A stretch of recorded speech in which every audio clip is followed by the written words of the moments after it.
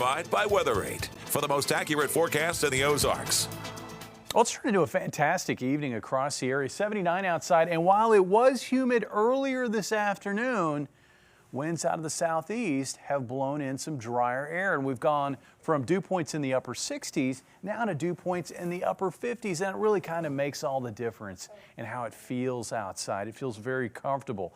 Off to the south, we've got the leftovers of a storm complex. I like to call these just storm swirls because there's still a little eddy in the atmosphere that can generate some rain. It has been west of Little Rock. It also had a lot of leftover high cloudiness with it earlier today over southwest Missouri and northern Arkansas, and then later in the day across northern Arkansas, where temperatures only made it into the mid-80s for highs. Meanwhile, we made it into the low 90s in Springfield, and areas to the north where it was a bright sunny day all day long made it into the mid-90s. Kind of a sign of where we're going with the heat tomorrow.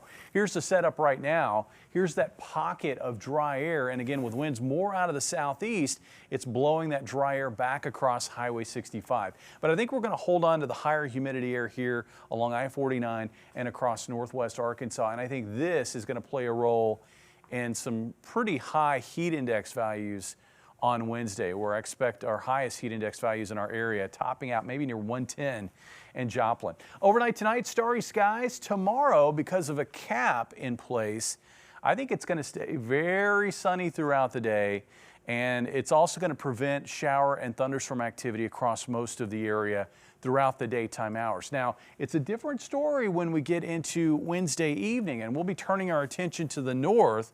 There will likely be a cluster of strong to severe storms developing to our north. It's hard to pinpoint exactly where that's going to be, but a lot of the model guidance has been hinting about this general area. And then once those storm clusters fire up, they're going to have a tendency to want to drop off to the south and southeast, impacting our area Wednesday night. Tonight, though, quiet. 71 for the low. Our coolest readings here over the eastern counties, where areas like Mountain Grove will likely dip into the mid-60s thanks to that drier air. For tomorrow, we're going to find, again, a lot of sunshine and a lot of heat. Looks like highs ranging from the mid-90s in West Plains to upper 90s in Springfield to 101 in Stockton.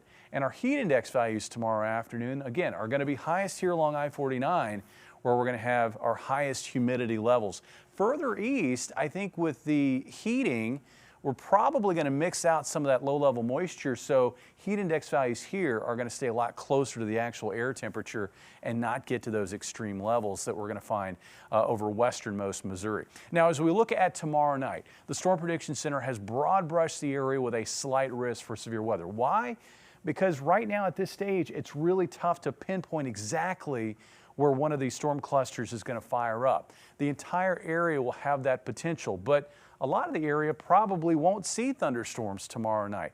But the areas that do could see severe weather, and I think damaging wind gusts would be the primary concern out of that activity. The highest risk for damaging winds closer to central Missouri.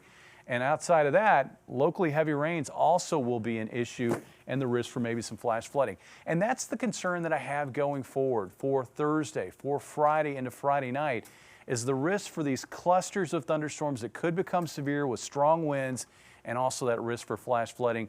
And given the setup, I think the ingredients that are in place in this pattern, I think maybe the early evening through morning time frame, or overnight generally, is when we're going to have our highest chance for storms in this type of pattern. Once we get to the weekend, I think the focus for wet weather shifts off to the south into Arkansas, so much of the area catching a break. A little cooler too, highs around 90 degrees. By Tuesday of next week, that heat's going to come back at us, and I think we're looking at highs in the mid to upper 90s once again. Bailey? All right, thanks, James.